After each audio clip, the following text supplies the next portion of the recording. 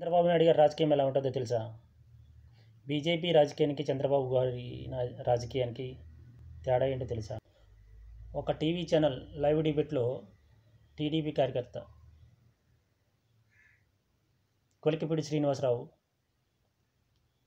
BJP కార్యకర్త ప్రధాన కార్యదర్శి అయిన విష్ణువర్ధన్ రెడ్డిని చెప్పుతో కొట్టాడు. ఈ చెప్పుతో కొట్టిన టీడీపీ కార్యకర్త కొలికిపూడి శ్రీనివాసరావుకి టీడీపీ వాళ్ళు టికెట్ ఇచ్చారు, ఎమ్మెల్యే టికెట్. కానీ బీజేపీ వాళ్ళు దెబ్బలు తిన్న బీజేపీ కార్యకర్త ప్రధాన కార్యదర్శి కావచ్చు, అతన్ని పట్టించుకోలే, టికెట్ ఇవ్వలే, అతని గురించి పూర్తిగా మర్చిపోయారు. ఆంధ్రాలో బీజేపీ రాజకీయం అంతలో దిగజారిపోయింది. టీడీపీ వాళ్ళు బీజేపీ వాళ్ళని అడ్డమైన బూతులు తిట్టి, రాళ్ళు విసిరి, చెప్పులు విసిరి, మోడీ గారిని ఉగ్రవాదితో పోల్చి అంతలా తిట్టిన అదే టీడీపీతోని ఈరోజు బీజేపీ పొత్తు పెట్టుకుంది.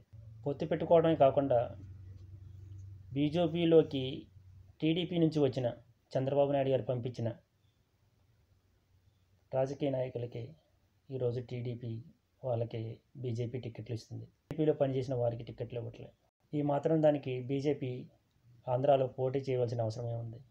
మొత్తం సీట్లు టీడీపీకి ఇచ్చేసి టీడీపీ వాళ్ళకి సపోర్ట్ చేస్తే సరిపోతుంది కదా.